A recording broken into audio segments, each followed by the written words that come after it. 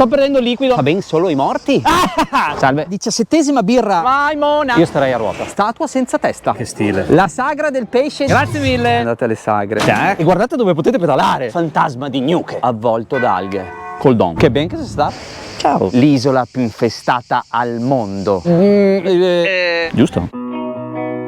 Indovinate chi doveva partire alle 8 e sono le 10:20. E indovinate chi ancora prima di partire ha bucato. E chi ovviamente si fa 6 km in più per trovare chiuso. Ma non è vero. La mattinata comincia benissimo. Sono ancora a Bassano e sono le 11:08 e sto perdendo liquido a manetta. Ma che oh! What's up Ghosters? Ed è subito Rota X. Subito.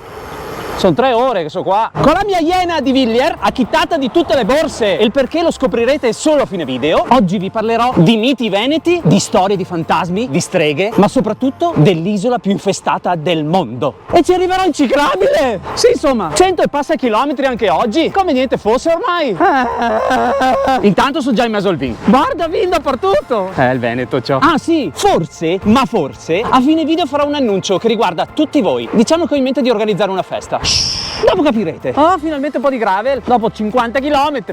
Ben, già finito lo sterrato. Come ben sapete sono un amante della regione più bella del mondo, il Veneto. Tant'è che ho fatto tutti questi video qua. Magari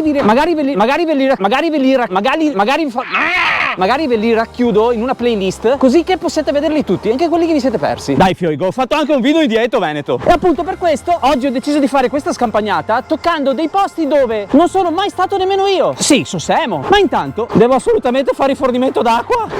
Ieri sera c'è stata la notte bianca a Bassano ed è bella impegnativa. Sì, nessuno ci crederà. C'è stata una notte bianca bassanese e tipo ho bevuto un po' troppo e domani vado a... Non ce la farò mai, ma mai.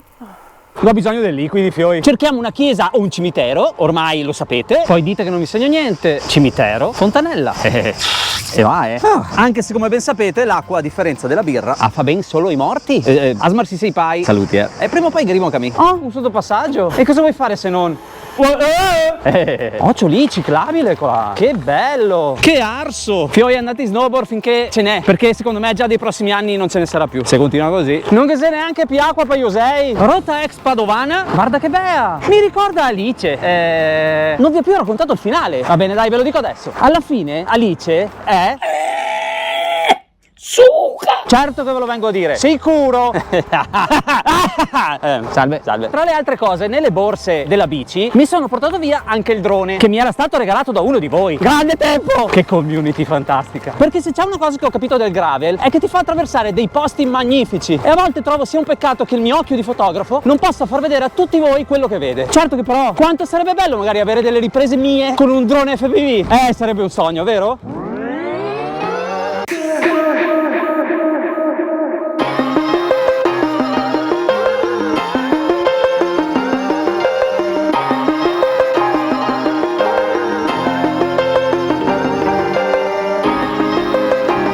Salute Fioi. Questo è Leo. Abbiamo lavorato spesso insieme, vero? Sì, dai, lavorava lui, io guardava. mi diverto. È un bravo Fio e l'ho beccato per strada, diciamo che col drone ci sa fare un pochetto. Quant'è che ne hai schiantati? Recuperati tanti, schiantati persi uno.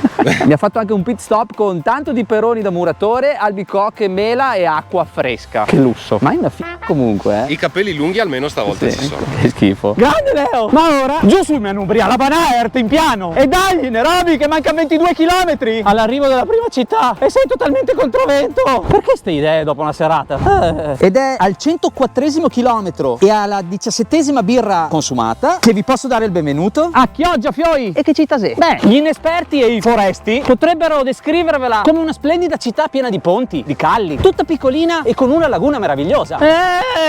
Vai Mona! Diciamo una piccola Venezia. Io starei a ruota. Io ora potrei raccontarvi quello che vi raccontano tutti, ma non sarei Roby Barzotto. E infatti ecco a voi le cose che preferisco di Chioggia. Sicuramente Il mistero della statua senza testa. in quello che è uno dei luoghi più suggestivi della città si dice che questa statua qui custodiva un misterioso segreto. La leggenda narra che una famiglia molto povera aveva ben 5 figli, tra cui una bambina, e lei un giorno udì una voce misteriosa che le disse di mozzare la testa alla statua. La bambina obbedì. ma che roba, e trovò un botto di monete d'oro, risollevando così le sorti della famiglia. A me non sarebbe mai successo. La credenza popolare dice che la voce apparteneva a uno dei defunti seppellito proprio sotto la cattedrale o nel suo attiguo cimitero. Ma la domanda che mi faccio io, perché le uniche volte che mi ricordo i miei sogni, al massimo non faccio altro che sentire la voce di Simon Gruber? Ma sono proprio sfiga?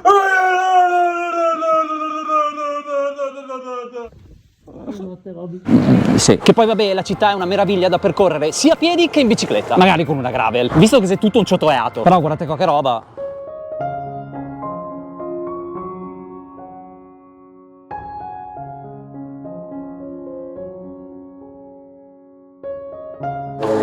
E poi ci sono locali storici che credo in pochi conoscano, ma che sono una bomba. Peccato che sono sempre chiusi.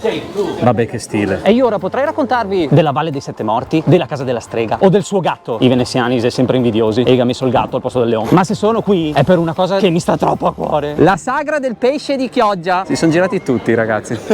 Mi ha raggiunto anche Leo. Ciao. Grazie mille. Anche a te. Non so perché ho preso l'acqua. Penso di essermi dimenticato i bicchieri. Questo è il mio bicchiere. Grazie mille. Perché 3? Prendevo un'altra caraffa di vino? Di cosa stiamo parlando? 12 euro. Ah, buonissimo. Adesso sarebbe proprio da finire il vinello, sedersi là in riva alla laguna. Con una? Con due. Un 2? No. Belle fighe. E se vuoi la spegni. Ragazzi, andate alle sagre. Credo siano le cose più belle che abbiamo in Italia a livello di tradizione e che forse rappresentano meglio il nostro paese. Penso. Sono troppo belle. Ma ora Mi butto un attimo sul mio lettino. Ale, fresco come una rosa.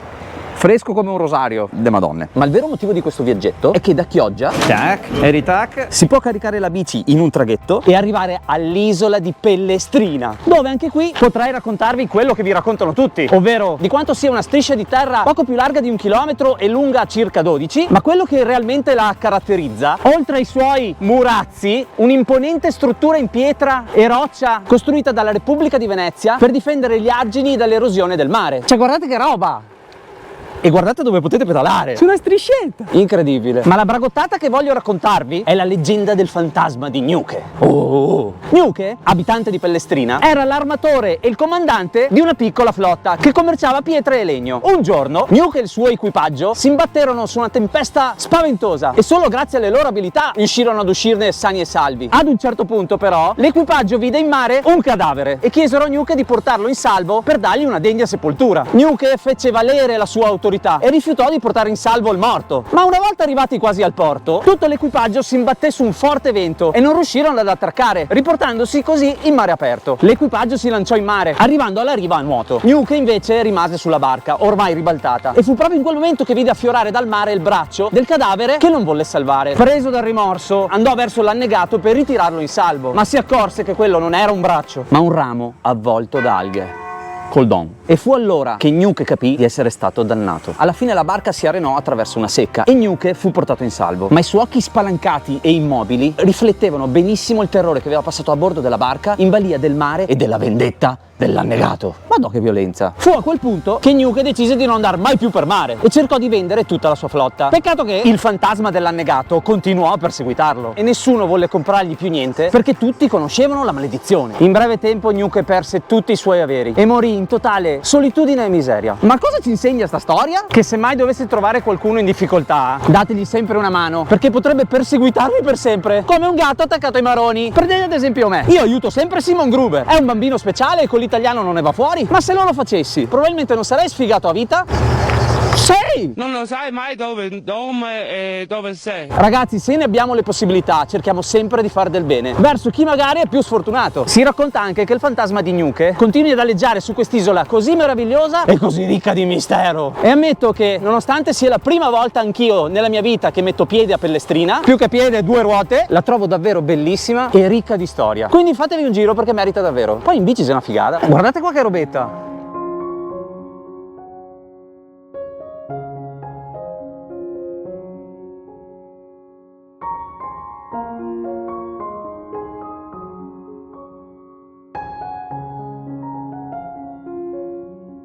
Ah no? Tra le altre cose si racconta che tutte le case sono colorate perché così gli abitanti potevano riconoscerle da lontano una volta che attraccavano. Secondo me è perché da imbriaghi facevano fatica a trovarla. Questa è la mia teoria. Mi fa piacere. E dopo aver percorso tutta la ciclabile poco più lunga di 12 km, potete imbarcare la bici su un altro traghetto. Cioè, guarda che robetta. Che ben che si sta, fioi. Oh, e in 5 minuti eccovi al Lido di Venezia, da dove parte un'altra ciclabile meravigliosa pure questa, che vi porta direttamente in uno dei luoghi ormai più conosciuti al mondo e che rappresenta benissimo l'isola. Certo che per un amante del cinema come me fa un po' strano sapere che a 2 passi da casa... Ciao! Qui siano passati i miei registi, direttori della fotografia, attori e attrici preferite. E mi sia la prima volta che vengo, ciò. Ora, io potrei stare qui a raccontarvi di come al Lido di Venezia siano pieno di ville in stile Liberty, localini fighissimi, oppure di come la parola Lido sia usata dai paesi anglosassoni nei loro stabilimenti balneari proprio in onore del Lido di Venezia. E vabbè, poi qui c'è la spiaggia del Lido dove vi consiglio di andare all'alba dopo Redentore. Storia invece. Ma invece, volendo essere un po' Robby Barzotto anche al Lido, se sono qui è perché è il posto più vicino a Poveglia, L'isola più infestata al mondo.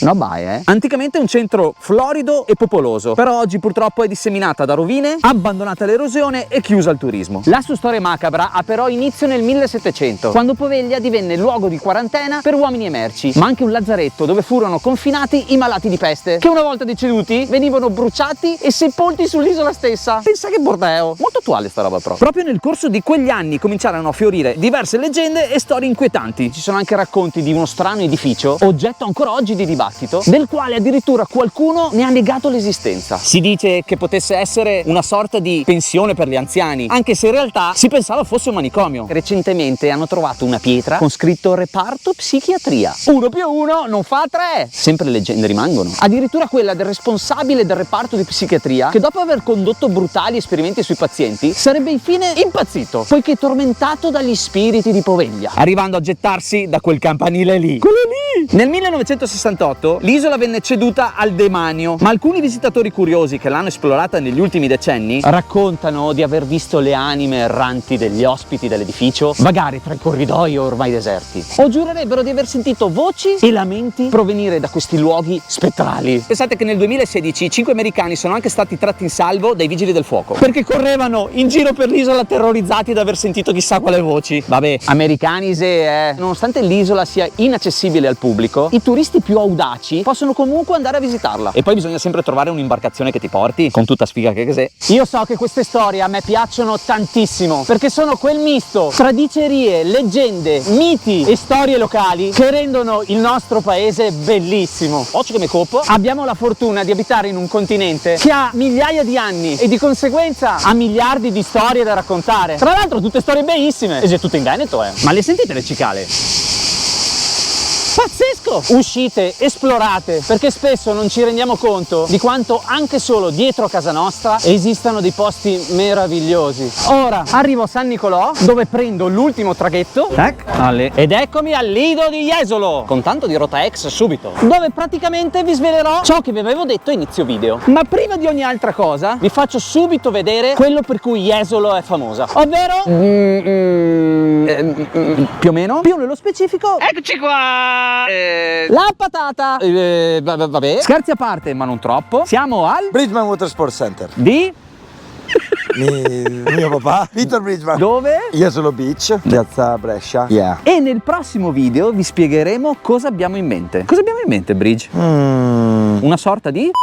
Questa forse la bippo, che così rimane un po'... Ah sì, esatto. Giusto, hai ragione. Quindi iscrivetevi al canale perché il prossimo video sarà una sorta di invito a un qualcosa di epico. Giusto? Ciao, wow, wow, wow, wow, wow. No, ma un po' più deciso la mano. Ora. Sì. Ciao ciao.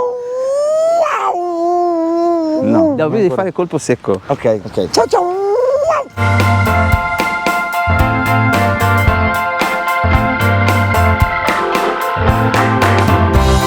Scusate, qual è il più bel rumore del mondo?